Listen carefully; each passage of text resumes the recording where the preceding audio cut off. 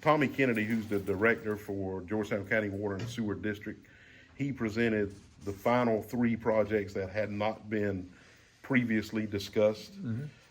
They were Oatland Sewer Project, St. Luke Sewer Project, and Jerusalem and Northwest PD Water Project. I was trying to get the water and sewer straight.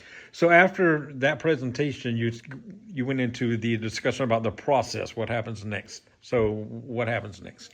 So the commission will go back to their respective homes, start digesting all of this information, fine-tuning their scores for each project, and looking at which projects they think should be on basically one of three buckets. The primary list of projects that'll be on the ballot, the contingent list of projects that'll be on the ballot, and then projects that they feel won't make it on the ballot.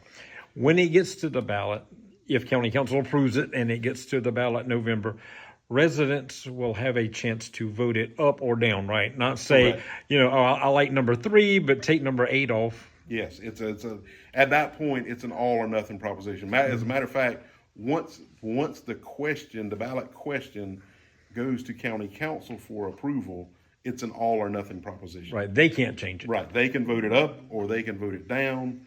They can either say we're sending this to the voters or we're not sending it to the voters. Okay, so when do you think we'll see the projects that will be voted on in November, that list?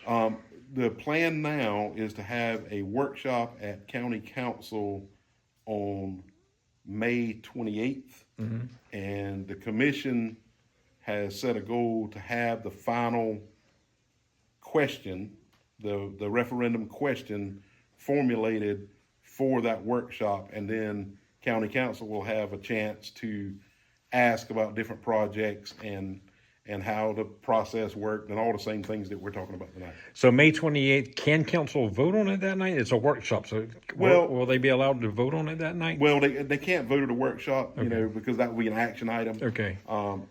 I wouldn't think it would be on the agenda on May 28th, but I guess it's possible. So I would think they would want to take a look at it and have time to think about it, ask questions, maybe even come back for a second workshop before they actually vote. But they only meet once in June, so right. With the summer months. So when do they have to have it to, the state and to get it on the ballot? It's like the second week of August. Okay, so they still got a little bit of time. Yeah, still got a little bit of time. Okay. So if you had to guess, do you know what the price, at the bottom line on the ballot, what it's going to say as far as the cost of all the projects? Well, that was part of the big discussion today. I have gotten some very good information from the State Department of Revenue as to how much sales tax we can anticipate collecting. I feel very, very confident about $10 million a year based on those reports.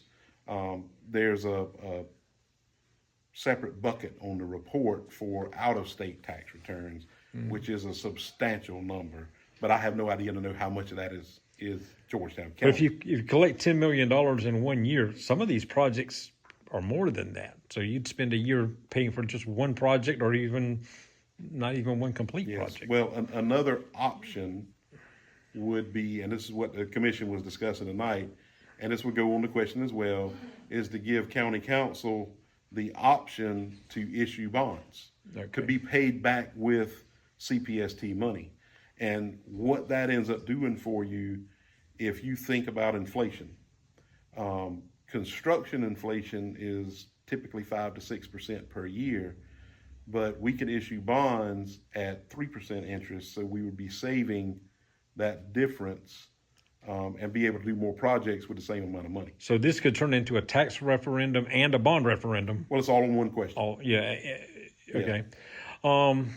Okay, so May 28th, that's when we'll probably get a good idea of what's going to be on the ballot. Yes.